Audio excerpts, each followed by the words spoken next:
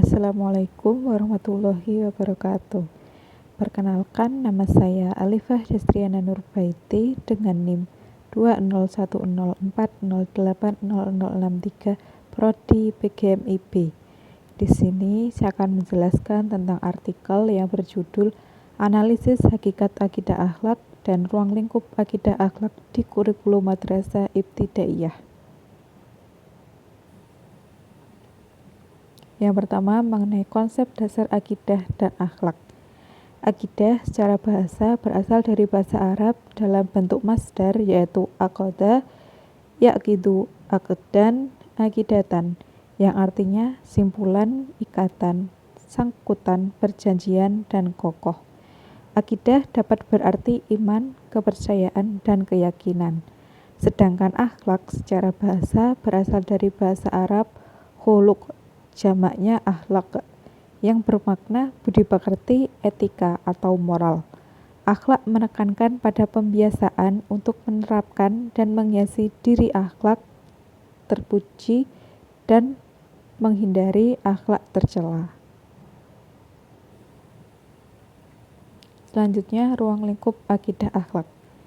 Akidah akhlak secara garis besar terbagi menjadi dua materi pokok, yaitu akidah dan akhlak, di mana pada akidah menjelaskan mengenai rukun iman beserta perinciannya, sedangkan pada akhlak menjelaskan mengenai akhlak kepada Allah dan akhlak kepada makhluk lainnya, di mana pada alam semesta yang ada di dunia tidak hanya manusia saja, melainkan terdapat makhluk hidup lainnya. Selanjutnya, tujuan akidah akhlak di kurikulum Madrasah Ibtidaiyah. Tujuan akidah akhlak ini yang terdapat pada kurikulum Madrasah Ibtidaiyah atau MI terdapat pada Keputusan Menteri Agama atau KMA nomor 183 tahun 2019 tentang kurikulum PAI dan Bahasa Arab yang terdiri dari dua tujuan, yaitu tujuannya sebagai berikut.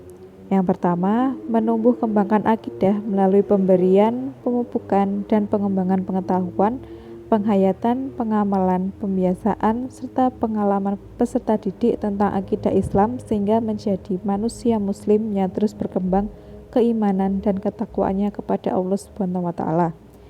Yang kedua yaitu mewujudkan manusia Indonesia yang berakhlak mulia dan menghindari akhlak tercela dalam kehidupan sehari-hari, baik dalam kehidupan individu maupun sosial, sebagai manifestasi dari ajaran dan nilai-nilai akidah Islam. Selanjutnya, aspek-aspek akidah akhlak. Sesuai dengan ruang lingkup akidah akhlak yang ada di Keputusan Menteri Agama atau KMA nomor 183 tahun 2019 tentang kurikulum PAI dan Bahasa Arab ini, akidah akhlak terbagi menjadi dua pokok aspek, yaitu aspek akidah dan aspek akhlak. Aspek akidah atau keyakinan atau keimanan yang meliputi rukun iman, kalimat thayyibah, dan asmaul husna. Aspek akhlak meliputi akhlak terpuji, akhlak tercela, adab keseharian, serta kisah teladan. Aspek-aspek akidah akhlak ini dapat dijabarkan sebagai berikut. Aspek akidah atau keimanan. Yang pertama, rukun iman.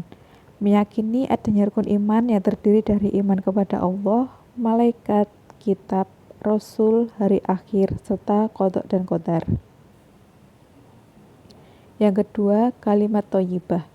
Kalimat thayyibah ini sebagai zikir yang digunakan untuk mengingat Allah dan wujud sebagai iman kepada Allah Subhanahu wa taala. Kalimat thayyibah yang diajarkan antara lain mengenai dua kalimat syahadat, basmalah, hamdalah, ta'awud, subhanallah, masyaallah, Allahu akbar, sampai dengan bacaan tahlil. Yang ketiga yaitu asmaul husna. Asmaul husna yang memiliki arti nama-nama yang baik bagi Allah Subhanahu wa taala diajarkan pada peserta didik antara lain mengenai Ar-Rahman, Ar-Rahim, sampai dengan As-Somad.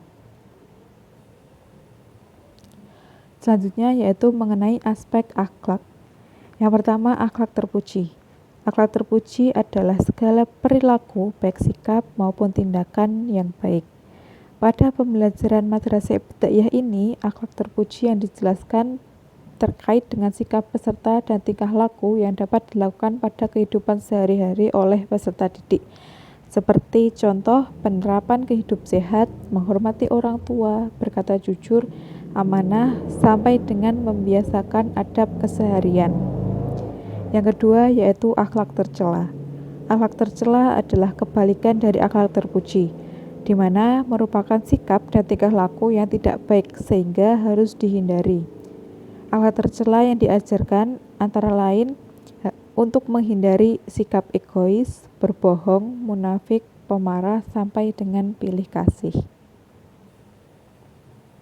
Yang ketiga yaitu adab keseharian. Adab keseharian merupakan hal-hal yang dilakukan pada kehidupan sehari-hari yang sesuai dengan Al-Quran dan hadis.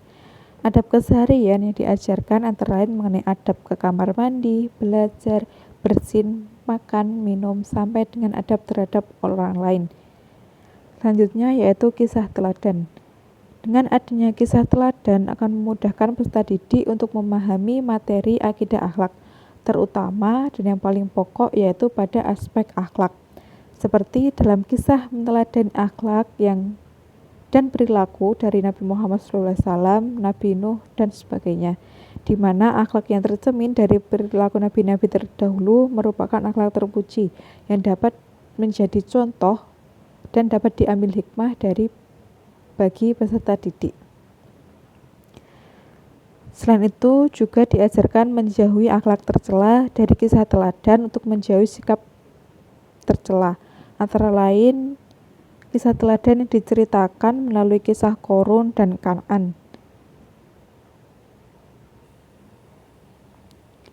Kemudian materi akidah akhlak kelas 1 sampai 6.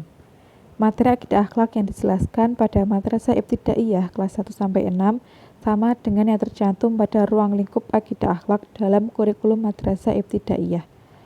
Pembelajaran tentang akidah akhlak mempelajari tentang keyakinan kepada rukun iman, sehingga manusia terutama peserta didik mampu mempunyai keyakinan yang teguh. Pelajaran akhlak adalah pelajaran yang membahas tentang tingkah laku manusia serta upaya untuk menanamkan akhlak terpuji kepada peserta didik. Penyederhanaannya dari Al-Quran dan hadis yang dapat diterapkan bagi peserta didik dalam kehidupan sehari-hari, sehingga mudah diterapkan oleh peserta didik. Cakupan materi yang diajarkan antara lain pada aspek akidah.